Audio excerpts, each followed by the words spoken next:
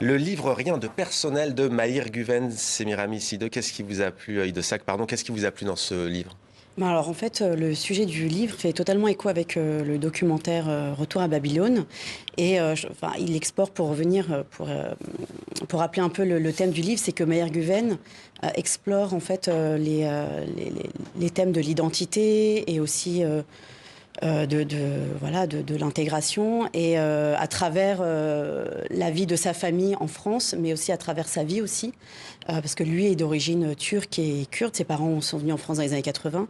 Et je trouve que en fait, à travers cette vie personnelle qu'il raconte et son histoire en France, je trouve que c'est l'histoire de tous les immigrés en France. Peu importe d'où on vient, on se reconnaît à travers ça. Donc, il a eu si droit à toutes ces questions-là, justement, lui aussi, parfois déroutantes. Mahir Guven, Rien de personnel. Sébastien Descareid, le musicien Ashurbet Sargis. Ou Sargis. Sargis. Oui, j'ai choisi cette chanson parce que tout simplement elle m'a énormément touché. Je l'ai découverte aussi pendant le documentaire en allant au Kurdistan irakien dans la communauté. Et une belle bande originale. Exactement. Et c'est une chanson que je trouve magnifique parce qu'elle parle d'exil. Elle parle effectivement aussi de l'attachement à la terre. Et c'est une chanson qui est en plus folk un petit peu. Et ça parle aussi de la Mésopotamie comme espace culturel, comme un espace sans frontières. Sans les États-nations. Sans les États-nations, sans les frontières des accords Sykes-Picot, sans tout ce qui s'est passé dans l'histoire et qui a en fait créé des divisions entre des peuples qui avaient l'habitude de vivre ensemble pendant des millénaires. Et ça nous donne beaucoup d'espoir. La musique toujours, Serge Nader, avec le tout premier titre, À Balak d'Olivier Azy, sorti il y a quelques jours, composé par Taxi 404 et produit par Gio Ficani. On écoute un extrait.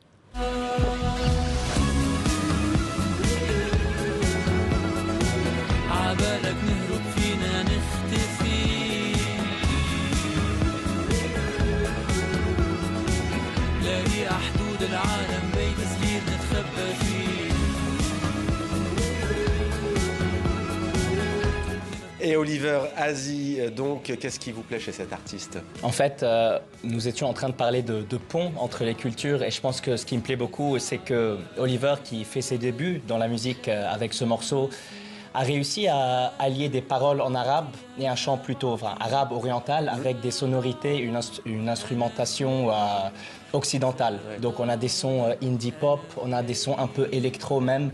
Et je pense que c'est comme vous en fait. Voilà.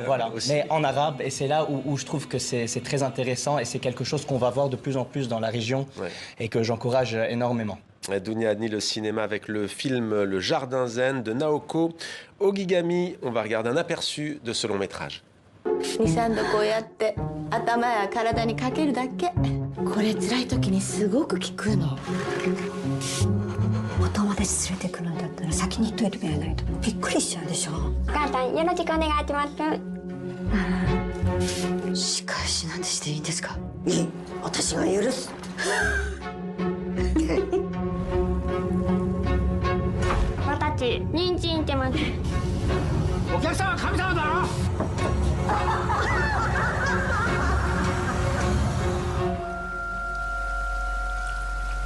Voilà, Le Jardin Zen, on est au Japon, dans l'extrême-orient. C'est un film qui fait écho à votre roman et vice-versa.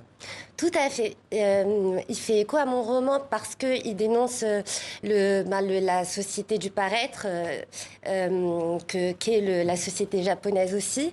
Et alors, c'est hilarant parce que cette cinéaste japonaise que je connaissais pas, elle pulvérise en fait tous les fantasmes qu'on projette sur les Japonais et les Japonaises qui sont censés incarner la zen attitude en toutes circonstances. Rester à leur place. Et alors ça commence comme ça, mais il part très très vite en vrai. Et c'est des personnages qui sont... Enfin, ça crée des situations totalement absurdes, totalement loufoques. C'est drôle. Et puis c'est profond en même temps. Et puis esthétiquement, c'est magnifique. Enfin, chaque plan est un tableau. C'est incroyable. Il y a même du flamenco dedans. J'en dis pas plus. Il faut aller voir. N'en dites pas plus parce